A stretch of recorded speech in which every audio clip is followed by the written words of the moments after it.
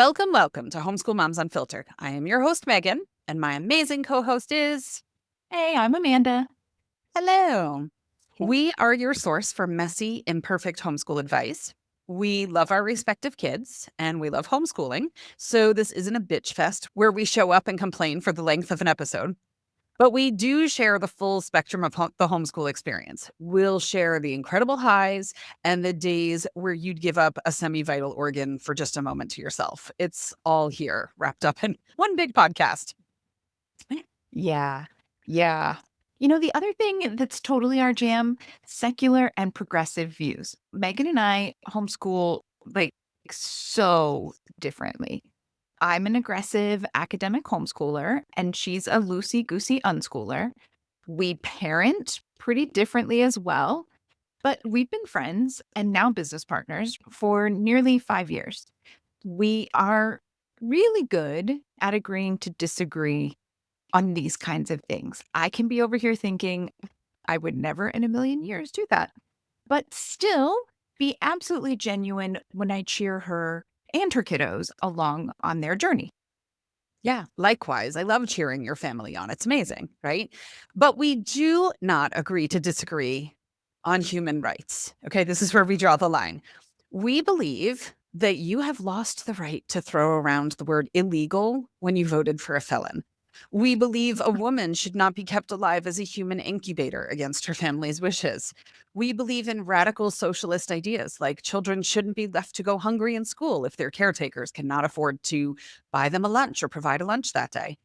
Yeah, right. I just generally, we are sick and tired of people trying to tell us how our entire country needs to be governed because of what the Bible says. Like, I don't, I don't even, I mean, we could go on and on for the whole podcast and then some, right? Like, enough is enough. Yeah, and not to mention the Bible would tell you to feed the freaking kid lunch. Like, Yeah. so I'm really over Not it. deport Jesus. Right. I don't.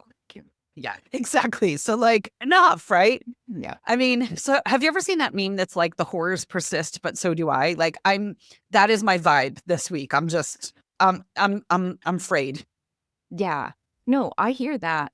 We're at the point where, like, I don't know, I feel like every time I read something, I start crying because I'm like, I can't believe this is where we're at. And my kiddo was like, you have to stop reading this. It's really hard on you. I was like, I know, but we have to fight. Like, we can't stop reading. We can't stop paying attention. We have to fight. But gosh, um, it's a lot. And that like, we're going to fight. Okay. So here we are. We're feisty this week. We're going to be talking about the fact that audiobooks are real books, and it is actually reading. And yeah, this is a hill we're going to die on. Yeah, absolutely. Yeah. And this debate goes well beyond homeschooling, right? When I lived in Absolutely. Texas, there was a post in our neighborhood Facebook group where this parent was looking for a book recommendation for her kid, and it had to fit some criteria. I don't honestly remember now. Maybe it was like it needed to be nonfiction or a biography or something. I don't remember. But the important part of this conversation was that I suggested that she give her kiddo Trevor Noah's book, Born a Crime. And I specifically said, I've read the paperback version and I've read the audiobook, and I would highly recommend the audiobook over the print because his language skills and his comedic timing just completely changed the whole experience of the book. And she said, well, his teacher doesn't allow audio. And I was like, well, then that teacher just shrank that learning experience immeasurably, right? Like, what kind of a short-sighted ridiculousness is this? And so, yeah, I get feisty about a good audiobook. Like, really? Well, yeah. I mean, that's exactly what we're going to be diving into today. So definitely stay tuned. But first, we do like to start all of our episodes with a weekly recap as part of our keeping it real approach to homeschooling and just life in general. So, how has your week been, Megan? It's been pretty good. I've gotten just some random daytime sleep, which has been amazing. If you're a regular listener, you know that we've been running a marathon and a sprint all together for like months, right? It's just been busy, busy, busy. And so this week I had kind of gotten caught up on some stuff, and it was just good. I would just daytime nap and it was amazing. My daughter left to go to a weaving conference in Washington State, and it took her 3 flights to get there, one of which went through Texas. So I was a little bit nervous about that because they had mobilized their National Guard. And when Amanda flew through there the week before, there were a bunch of Homeland Security people, and it was not a super like welcome to Texas vibe. So I was a little bit worried about that. But she made it through A-okay. She's there. She's having fun. So that's all good.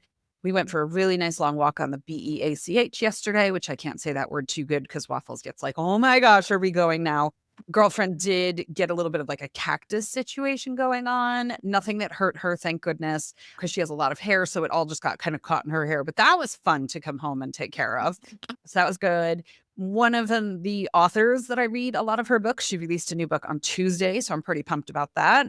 I'm like halfway through it. And so far it's pretty good. Nice. So yeah, just like generally kind of like aside from Astrid leaving, kind of like a ho-hum week of just regular life. Nothing amazing, nothing terrible. And that's that. It was my brother-in-law's birthday the other day. So we went out and celebrated with him and had a nice meal and whatnot. So yeah. How about you? What's your week been like? Nothing terribly exciting is happening. We're visiting family in the Midwest. We're staying with my folks. My brother and his family live in the same neighborhood.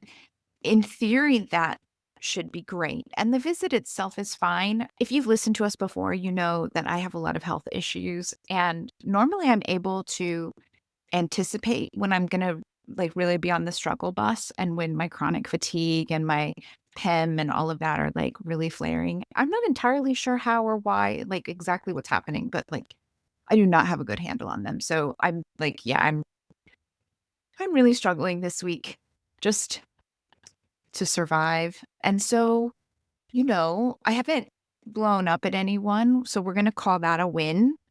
I also haven't done a whole lot of parenting. Like, this has been one of those weeks where, like, I make sure that we're all still alive. And I'm certain my mom feels like she's doing a lot more of the parenting than I am right now. And I'm like, oh, he knows how to feed himself. So it's fine. I sent him a few unit studies and was like, Have there's some fun. fun videos in here. Enjoy. So, I mean, sometimes that's all you can do. And as long as, yeah, you survive another day to see how the next one goes. And eventually, right, the next one's gonna be better. I mean, yeah, eventually it's gotta get better. I, at some point, you stop going down and it just goes up. So that's where we are. But I made it. If you're watching the video, my hair's still in the same bun that I wore last night for the live. That's how my week's going. Like, didn't even get a chance to take it out from overnight sleeping on it. So it's not great, but here we are. I We're made it. here. Yep. Exactly. We are here. We're doing it, right? Yep. Yippers. All right. So let's get into it. We are talking about how audiobooks are real books. Notice I did not say, do audiobooks count as real books or whatever, blah, blah, blah, because it isn't a question. We are making a statement of fact here. Some of our episodes are truly just us shooting the shit about whatever particular homeschool strategy or topic or whatever. But this week's episode is definitely going to be a bit more receipt heavy because sometimes you just need to bring the facts. And this is really the only way to prove the efficacy of audiobooks as a reading method. So we're going to link all of the studies that we reference and talk about during this episode in the show notes. So if you're dealing with someone like the Texas teacher Meagan mentioned earlier, or as some nosy aunt who is positive that it's not, right, you can show up with your receipts as well. We've got your back. So let's do this. Yeah, absolutely. So if you listen, I'm a history nerd. This is my jam. So we're starting off with some history. Can't help myself. So there's this author she's a freelance writer. She writes for The Guardian in both Australia and the United Kingdom. And she wrote an article, and part of the title of that article said, "Deep down, we still long to be read to." And throughout the article, she talked about her dad reading A.A. Milne to her as a child and how comforting it was to be read to. And she's not wrong. I mean, oral storytelling is the oldest form of communication in our society. So there is something innate in us that loves to hear a story and to have somebody tell us a story. I mean, long before writing systems were developed, humans passed down knowledge culture and beliefs through oral storytelling, right? Knowledge and culture and beliefs, not just like, oh, it's fun, a fun, whimsical thing to do on a road trip, right? These were core pillars of their society that were passed down through oral storytelling. It is possible. Yeah, no, absolutely. It was the first classroom, the first history book, and the first theater, oftentimes all in one. Yeah, that's it. And within those oral stories, you'd have life lessons, you'd have values that people were looking to instill in their children, you'd have survival strategies. Oh my gosh, speaking of that, we were just when we were in Prague, we went on this walking tour and the guy talked about a nursery rhyme or something. And he goes, has anybody heard that one? And like immediately everybody started chiming in and like they knew the words and whatever. And it was something to keep the kids out of the water. Like Mhm. there was a safety reason for it. And so that just popped back into my head when I thought of that. And I was like, oh yeah, right. So there was a purpose to all of this. Yeah, no, absolutely. And the thing is, every culture has an oral tradition. You have Indigenous Australians with Dreamtime stories. You have the West African griots, who were considered the keepers of genealogy and history. Yeah, I mean, I did my 23andMe Yeah. last year, was it? No, you may. Came back like as Irish can be. It doesn't mean I'm gonna know how to pronounce this word, but my genealogy is there, right? Irish Shanahay, who were storytellers preserving myths and family lore in Ireland. Well, yeah. And then, I mean, we're US based. So obviously we have Native American or Indigenous oral traditions. And I mean, these are crucial for cultural survival and resistance, right? Like this is not a new idea. Okay. Much of the imagination. If you look back at the course of history, this went on for thousands of years before Mhm. anybody started writing things down.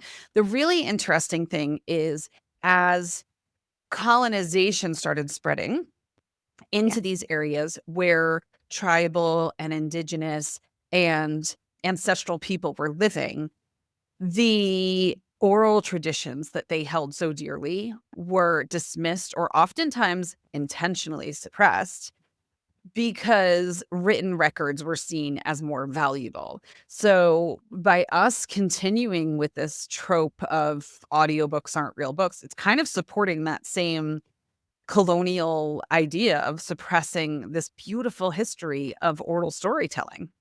Yeah. No, absolutely.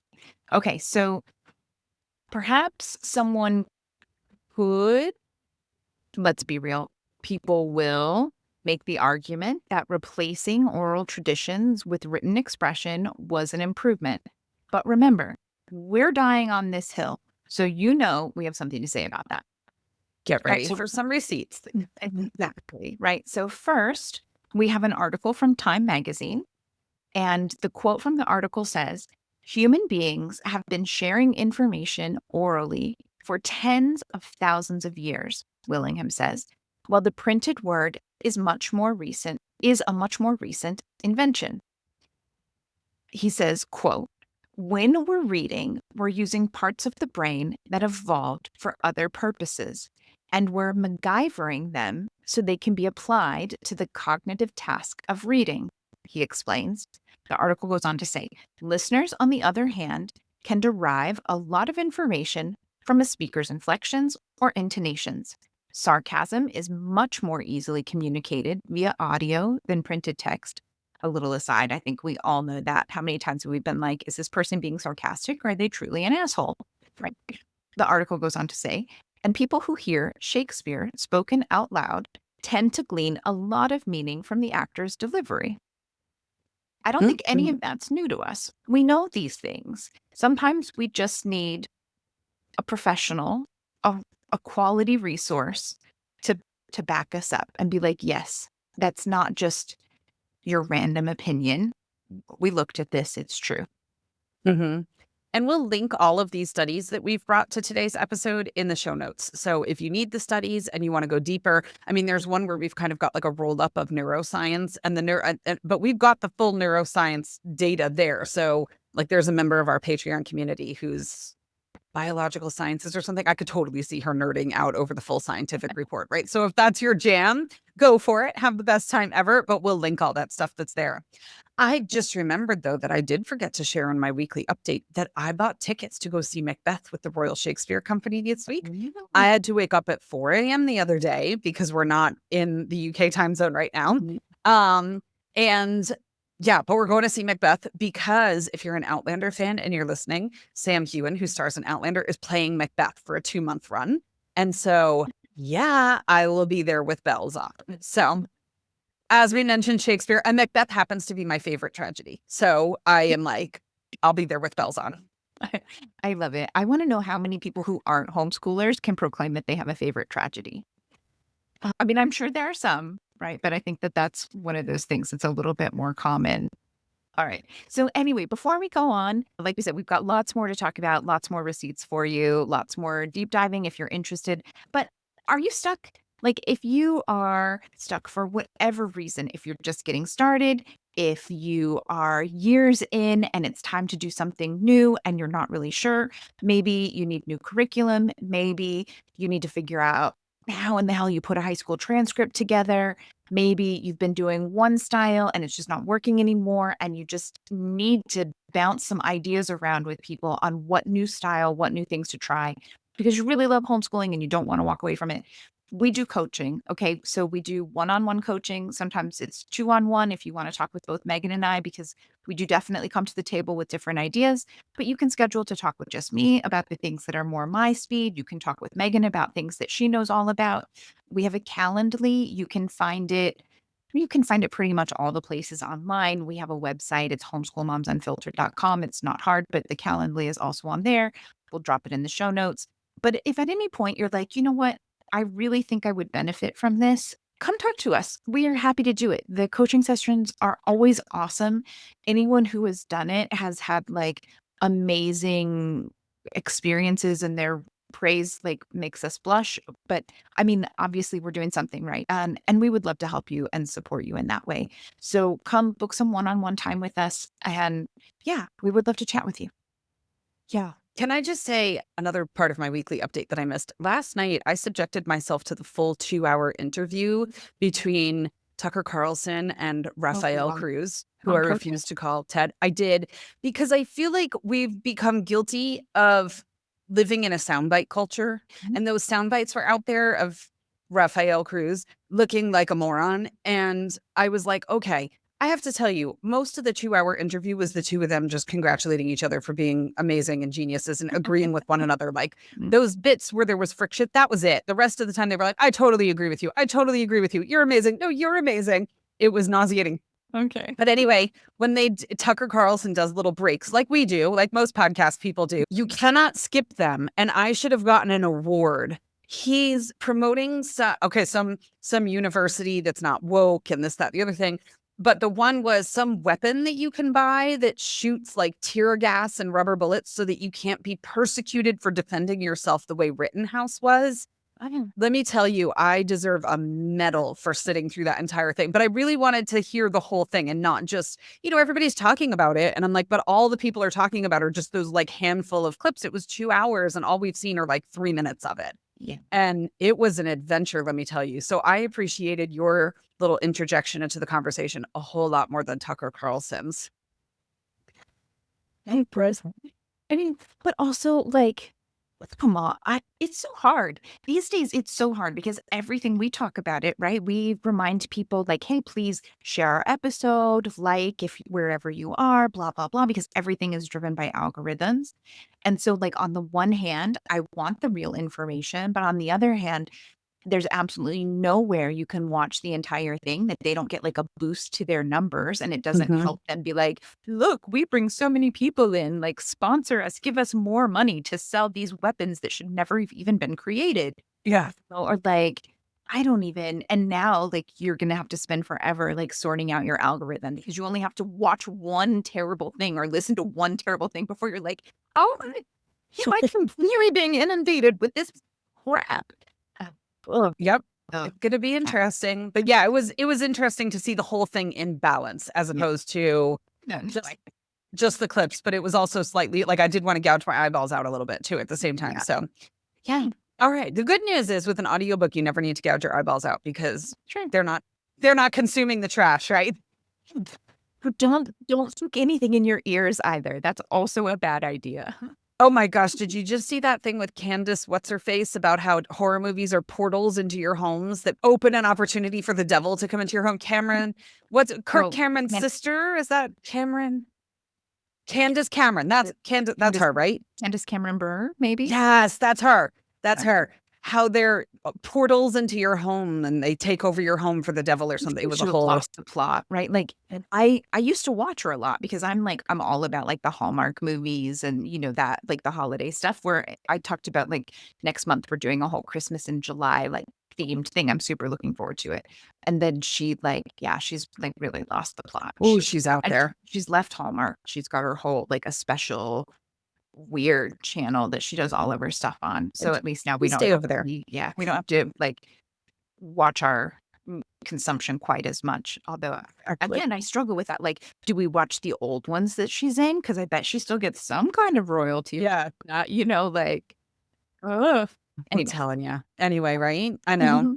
Mhm. All right. Receipt number 2. All right. This is an article by this person named Pernil Rip. I hope I'm pronouncing her name properly.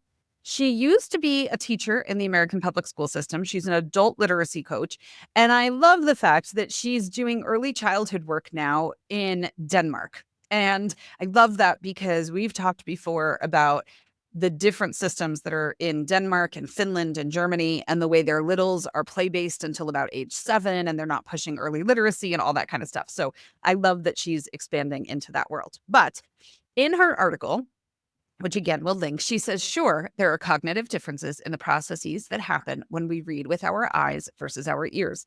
However, the skills that we are able to utilize through reading an audiobook are monumental in building further reading success. And this is not just her saying this. She says research has shown that the cognitive processes are surprisingly similar.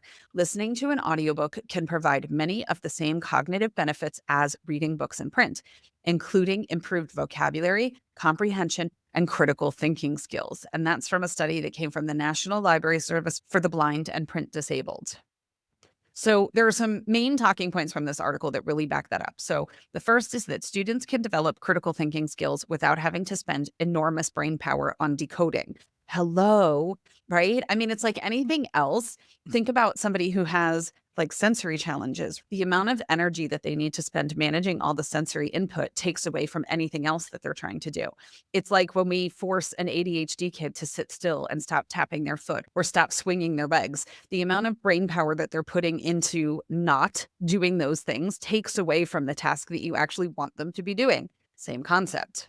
Yeah, no, absolutely. If you have a kiddo or an adult in your family who has a slower processing speed or slower working memory, and that means that they have to spend more of that energy working on that.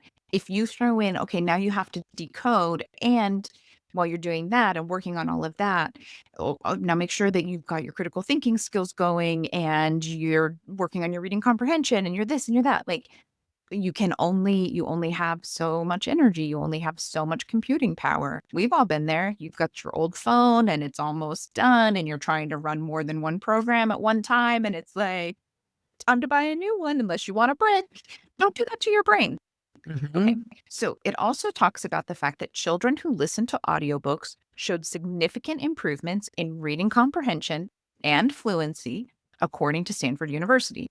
So we don't have to simplify our text choices when students can receive proper support through audiobooks. This should not be rocket science. You don't have to completely simplify or dumb down what you're giving to kids when you can just use audiobooks. We've talked about that before on the podcast that I think my youngest read later than he might have otherwise because he had access to audiobooks. And I'm not saying that that was a bad thing because his vocabulary is ridiculous from having audiobook access. But yeah, I mean, in an audiobook, he could read these amazing, really rich stories with character development and scenery description and all of that. And then when you handed him an actual book, it was like Biscuit walks to school. Biscuit likes school. And he's like, I'm not reading it. So it took him some time to get to the written because he had the audio first. And he was like, but these stories are way better. I'm not limited by my ability to actually take in what's on the page. But eventually he got there. So we're all good. Yeah. Okay. I love this one. It says, according to the Journal of Adolescent Psychology, audiobooks can be a valuable tool for improving reading comprehension and retention in individuals with ADHD or other attention disorders. Children who prefer to move rather than remain static can pace, doodle, or otherwise release energy while they listen. So often, my kids, not meaning because I'm quoting the author, she says, so often my kids, meaning her students, who self-confessed to hating reading, tell me that what they really hate is sitting still. So providing them with a way to listen while moving has enormous benefits. And we've talked about this so many times on the podcast. That's my third kid to a T. He cannot physically sit still and hold a book. It's not possible. And so with an audiobook, he's good to go. He can walk, he can rollerblade, he can bounce a tennis ball, he can do whatever he needs to do to get all of his sensory input while he's reading. Yeah, no, absolutely. So if our true goal of teaching reading is to make students fall in love with books, then audiobooks are a must for our classrooms, whether it's homeschool or otherwise. This is one of those episodes. Sometimes our episodes are really focused on homeschooling and homeschoolers. Sometimes they're just like, hey, we need to do better by our kids, full stop across the board. This episode is definitely one of those. And so this notion that audiobooks don't count as real reading, like it's ridiculous. We should no longer denounce or diminish the very thing that can make the biggest difference to some of our students. In fact, excluding audiobooks from the definition of reading really does perpetuate an ableist mindset that overlooks the needs of individuals with certain types of disabilities and can have extremely negative consequences for the very children that we say we care for and about. Okay, now, all of that said, and again, we will die on this hill. Okay, audiobooks are reading. Don't be an ableist ass. But also, do know that for some people, audiobooks are really challenging, just like for some people, reading a physical book can be really challenging. If you're familiar with our podcast, you know that I have a lot of health issues and I'm considered disabled. I personally really struggle to listen to audiobooks and even podcasts. Like we joke all the time. Like I host a podcast. I don't really listen to podcasts. And I'm going to take away very little from any kind of audiobook or podcast that I listen to. And my brain is going to feel like scrambled eggs afterwards. It's a bad combination. So please remember, the whole point is finding joy in reading. That is our goal. So whether that's a paperback book or an ebook or a graphic novel or an audiobook, we are trying to make sure that the kids that we care for actually love reading, whatever that looks like. Mm-hmm. Yeah, that's so true. That's absolutely true. Because I have one kiddo who does not really love audiobooks. And then I have one two actually, who can only read audiobooks for different reasons. Yeah, Each for of them. different reasons. Yeah. Yeah. One is the ADHDer and the other one is auditory processing. They cannot visual process the same way they can auditory process. And so she reads beautifully. I mean, she can sit and do a read aloud and there's inflection and the pauses are at the right spots and it sounds lovely. And then afterwards, it's like, what'd you read? I don't know. I mean, there's just no ability to retain what she has done in that. And I think part of it is that she's so focused on getting the words right and getting all of that right that she's not consuming the story at the same time. But with audio, she can relax and just take it in. So it's like whatever works for you. The interesting thing for me too, like with an audiobook is, like you said, you'll feel like scrambled eggs. For me, I love audiobooks, but only under certain conditions. I have to be doing something else. I have to be walking. I have to be chopping vegetables, I have to be folding laundry, there has to be something else happening. If I were to just go sit on the sofa and put an audiobook on, I would retain none of it. I have to be doing something else at the same time. So I think that's the key. Find what works for you, like you just said, and do that thing. And it's going to look so different for every single person, basically. Mhm. Yeah, for real. I mean, bizarrely, one of the best ways for me to get something out of an audiobook is for it to be some kind of like a self-help audiobook, often like a parenting one or something. And then I have the physical book and I'm listening to the audiobook while highlighting or putting my sticky notes in the physical book.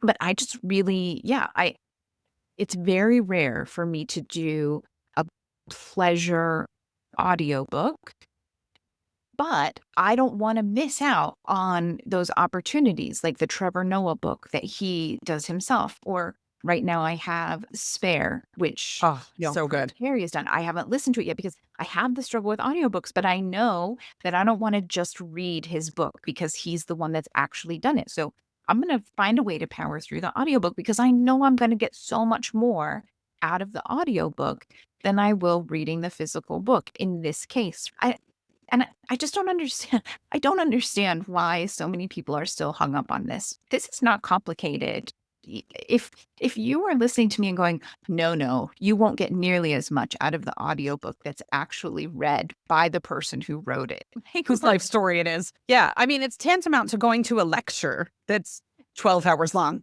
Yep.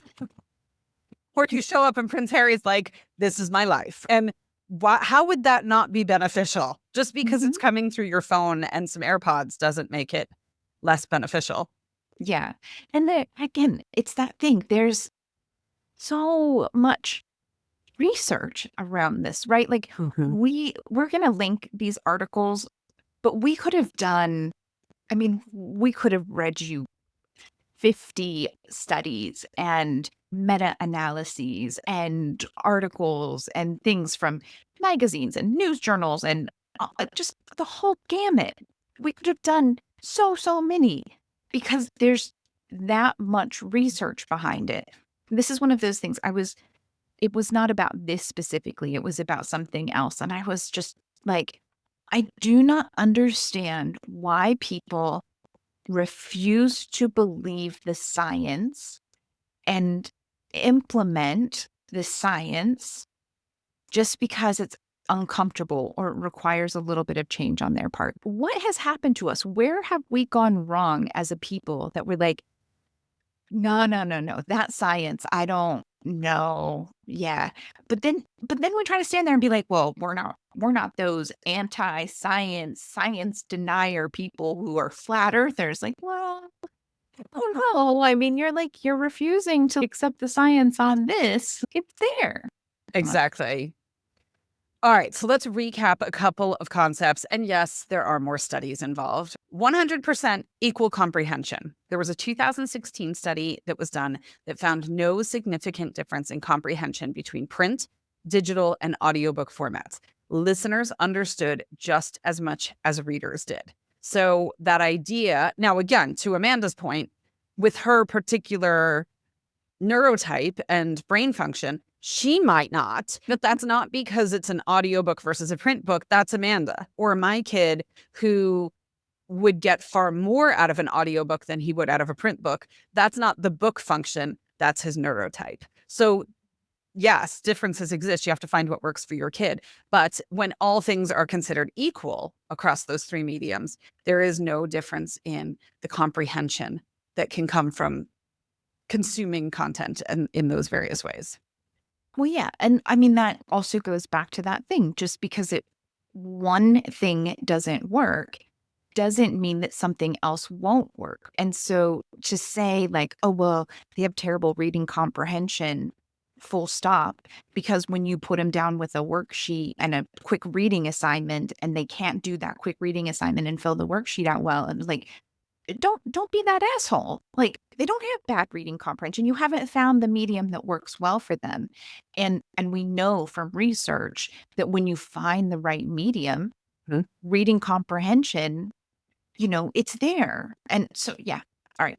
I'm trying to get off my soapbox. Okay. So number two, cognitive, emotional, and engagement benefits. So the National Literacy Trust reports over 42% of kids prefer audio, and over half say that audiobooks improved their comprehension, sparked imagination, or eased anxiety. Okay, I don't know which parent out there is like, oh, I want my kid to have all of the anxiety. Thank you very much. But like, hello. And Right. imagination is a terrible thing.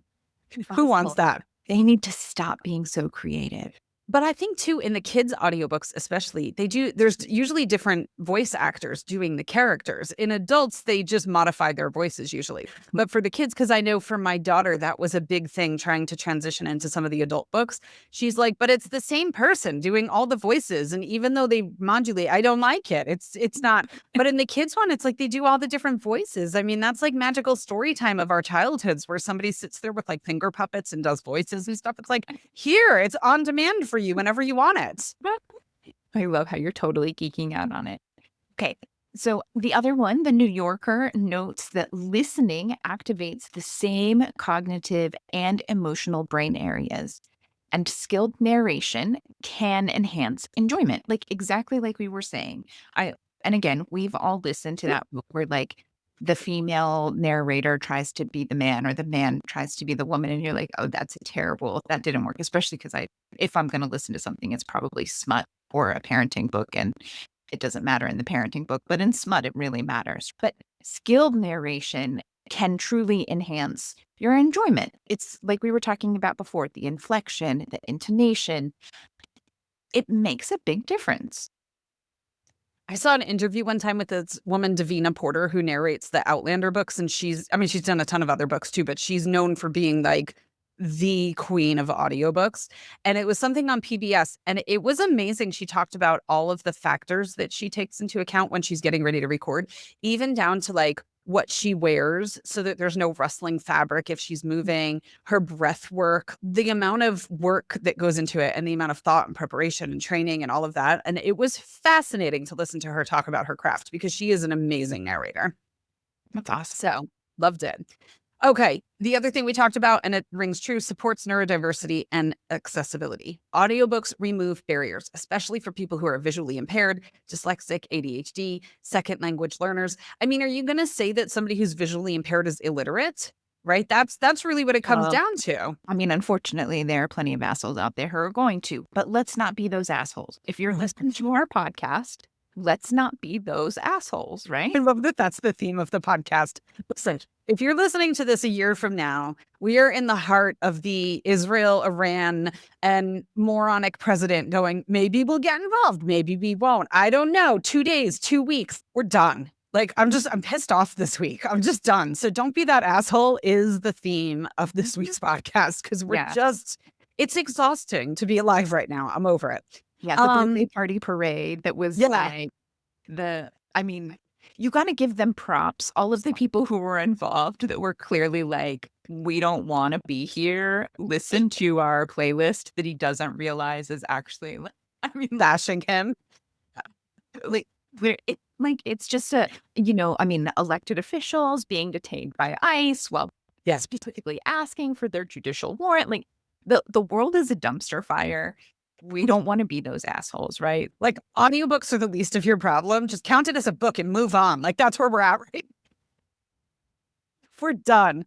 Yep. I mean, well, I even think about the fact, okay, so we're talking about neurodiversity and accessibility. Okay, think about something that's not even as life impacting as dyslexia, motion sickness. So imagine, like, sometimes I'll get a book where you can get it where you download the Kindle book and the Whisper Sync or whatever, where it's got the audio and it'll connect the two. So if I'm reading in my Kindle and then I pick it up on audio, it knows where I am and then I can switch back to my Kindle and whatever.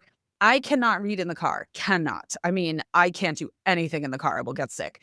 And so it's like if I read 10 chapters on my Kindle, 10 chapters in the car, 10 chapters on my Kindle, 10 chapters in the car, did I only read half the book? No, I read the whole freaking book. Like it doesn't even make sense. Get out of here with your logic. We don't do logic around here. It's just like such silly logic. But yeah, I mean, visually impaired students can gain independence, can feel confident. Do you know how hard it is to find freaking Braille books and like a whole wide range of books in Braille? I taught a class one time. I don't even remember what the class was about. It was at our co-op in North Carolina. The main concept of the class wasn't like ASL or anything like that. But at some point, we must have been touching on accessibility or something like that. I decided that I wanted to get a menu in Braille so that I could bring it in and show the students and whatever. Where we lived, most of them had probably never seen Braille before. And, you know, when you go through a drive-through, like at McDonald's or whatever, it'll say Braille menu available. I had to go to like 10 places to even find one that had them. And when you would ask for it, all the people were like, huh? What are you talking about? I'm like, it's on your window right there. What? Huh? No. So I'm like, the accessibility factor is not there. Yeah. So, I mean, if you're really into a specific type, like you love books about dragons or you love fantasy, you love Narnia, whatever, the odds that you're going to find the entire series in the genre that you like reading in Braille and have it accessible and affordable and available to you and all that kind of, no, but an audiobook does that. So again, don't be an ableist asshole. That's the whole mantra of the episode. Yeah, no, exactly. Our library is very big. It's 10 stories tall. Like we have our local library is huge. And the children's section takes up about a half of the bottom level. And then there's a separate young adult section. And our children's section is dozens of bookshelves. And sadly, I was pleasantly surprised to see that one bookshelf is all Braille books. And I was like, that's probably the first time I've seen an entire bookshelf dedicated to Braille books. And even still, it is a fraction, a minuscule fraction of the books that are available to the other kids. But they have loads of books that are audiobooks. Like yeah. Yep. Yeah. Well, and I think we brought up earlier too, second language, right? I mean, Yeah. when we lived in Florida, my kids, for the small period that they did go to school, they were in a biliterate program. So they spent half their day in English, half their day in Spanish. And they would do AR testing in both English and Spanish as well. And my daughter was actually the top AR reader in first grade, her last year in school, which was hilarious because we lived in an area where most people spoke Spanish 100% at home, and we did not. So, I mean, when they were younger, we had a nanny and she spoke Spanish with them, and my husband's from South America, but we were not like a dedicated 100% Spanish at home type family that was trying to like hold on to that culture and that language immersion. And a lot of people were. And so it was hilarious because one of the moms one day was like, my daughter said Astrid is top of the leaderboard for AR. And I was like, yeah. She was like, you're Astrid? I was like, yep, my little Astrid. Yep, she is, right? But even there, we lived in South Florida. It's a massive Hispanic population. The Spanish shelf at the library was pathetic. I mean, I was constantly having to transfer an interlibrary loan and all that for her to be able to have enough reading material in Spanish. So it opens up other avenues in so many ways. Well, yeah. And I mean, if you go beyond that, so our home is barely, but also a dual language. But it's Cantonese is the second language in our home. And then we learn other languages as a foreign language. But you try to find the books. I mean, I was all about like, we're going to have books and we're going to make sure that they're books that are in English and Cantonese so that I can read the English version and my husband can read the Cantonese version and the kid will learn. I'm like, we had like 10 books for the longest time because that was all I could find. And at one point, I was having to order them randomly from a British bookstore that still had like this connection to Hong Kong. So they're getting like books from Hong Kong to Britain to, I mean, like it's so hard. So if you can find them, awesome, right? Yeah. Like, use what you can use. It is so much easier to download an audiobook in Cantonese than it is to track down a book in English and Cantonese in the United States that you're going to get shipped from wherever, like through however many stops it takes. All right. Yeah. So number 4, it builds vocabulary and critical thinking. We've talked about this. We've covered it. But again, in our show notes, you're going to find another link for this. So listening exposes kids to advanced vocabulary and sentence structure beyond their decoding level. This is common sense, but if you need a receipt for whoever is barking up the wrong tree, we've got it for you. Yep. And then lastly, we talked earlier about neurodiversity, but we've also got mobility and attention differences. Amanda's talked in the past before about even just her physical ability to hold a book, right? Can be very, very challenging for her. And so there are all sorts of things, but we've got a report that shows meta-analysis showing that tools combining read aloud features improve comprehension for dyslexic kiddos by 24%. So it's not just us showing up here and saying, we're in a pissy mood and audiobooks are books. We are in a pissy mood and audiobooks are books. But We've got the proof too. We have real Proven. scientists, real researchers. We've got the information to back it up. I forgot to add it to my notes and didn't think of it until we were talking. But one of our Patreon members, who I happen to be Facebook friends with, sent me a message the other day. She was at a conference, something to do with dyslexic learning. I don't remember the name off the top of my head, but she ran into the guy who's the founder of Speechify, who's dyslexic. Okay. And Speechify, you can dump stuff in there and you can pick out your narrator and it'll read it out loud for you. So if the audio doesn't exist. And she asked him to record, I guess they had been talking about her kiddo who's dyslexic, and he recorded a video for her kid that she sent to me where he was just like, you're amazing and that your mom tells me all the stuff you're up to, and like it's like he was just the nicest guy. And I was just like, I just love people who love literacy. It's such a kind and welcoming and, generally speaking, inclusive community. And it was just really, it made my day to see the video. And she sent it. I was like, that's so awesome. Her kid's going to be like so over the moon when he sees that. We did an interview in our first season with Jonathan Mooney, who's a dyslexic author. And at the end, we had one of our listeners on who has a dyslexic kiddo, and he asked a couple of questions. And it was just amazing. I mean, he was just so supportive. And so the whole thing was just so awesome. And I loved, he asked him a couple of questions about reading. And then Jonathan Mooney's a big soccer fan, and so is the kiddo. And so in the end, he was like, who's your pick in like the Premier League or whatever in England? And he was like, oh, that's the toughest question yet. Right. And they just had this whole kind of geek out over soccer for a few minutes. It was really awesome. So I love the inclusive nature of some of the adaptive stuff that's out there for kiddos of all types. You know, whatever your needs are, there's something out there, and we should just be open to accepting it, which is pretty awesome.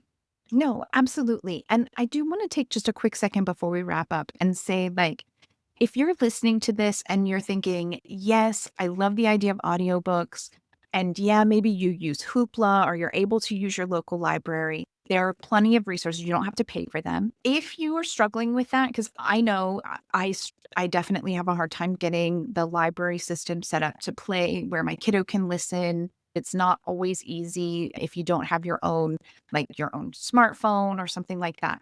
There are also online versions if you have internet access. And I know we've talked about accessibility with that as well. But there are all kinds of things out there. I know, like Reading Rainbow, there's a great documentary. If you haven't watched the most recent Reading Rainbow documentary, absolutely watch it. But you can watch all of the old episodes of Reading Rainbow where they'll read the books out loud and they show the images. There's, I think it's maybe called Story Time Online or Story Online, something like that, where celebrities and actors and things like that read picture books to kids. It started during the pandemic, but amazing reading. They do a really good job, and it's super diverse, awesome books. There are lots of ways out there that you can do this and tap into it, especially things like picture books, because it's really hard to get picture books. Even though they have higher Lexile reading numbers, it's hard to find like the audiobook of just a picture book. And so there are tons of options out there. I know this Story Online or Storytime Online, whatever it is, it's hosted on YouTube. So free and easy to access as long as you have internet access on your TV or your phone or tablet or whatever that device is.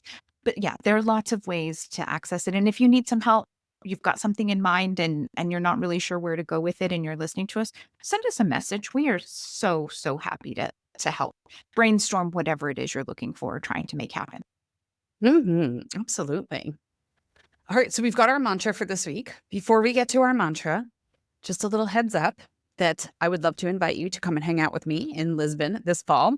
My family are hosting a pop-up, a world schooling pop-up. People come from all over the world, converge on one city, and we explore the city together. We do museums, we do picnics, we do park outings, we do cultural activities. I mean, you name it, we do it. The kids split off and do their own stuff if they're teens, and it's pretty awesome. So I will link all of that info in the show notes. There's a Facebook group that's just an interest group. So if you're like, I don't even know what to make of this, come to the Facebook group. We'll be happy to help and answer your questions over there. It's November 3rd to the 10th of 2025. If you're listening to this in the future and you're like, darn it, I have totally missed this, but that sounds interesting. I have some others that I am noodling. There's a few of them taking shape in my brain for 2026, one that will be in Asia and one that will be in Africa. So if you missed Lisbon, don't worry. But yeah, come hang out. It would be amazing. And world schooling is an awesome way to learn. And right now, leaving the United States is also amazing too. So come hang out in Lisbon. Yeah. Just make sure that you have a plan for getting back into the United States or what you're going to do if you can't, which is a whole other thing. But anyway, Yeah. we have had a nice discussion about audiobooks, and we're not going to talk about the dumpster fire that is US politics. Okay, so our mantra, we like to wrap things up with a mantra for the week. So this week we've got audiobooks aren't cheating, they're reading, full stop. If storytelling began with the spoken word, then listening is as real as it gets. Mic drop. Yep. There you go. All right. So we hope this episode was helpful for you. Check out the show notes. There's tons of links in there, all the study links from things that we cited. Today will be there. We definitely like to bring our receipts. The Lisbon pop-up info is there. Our Patreon info is there. Calendly info is there if you'd like to come and schedule coaching. Everything is there. So we would love to see you beyond the podcast environment. So come hang out with us. We'd be happy to help on your homeschooling journey as well. So in the meantime, happy homeschooling.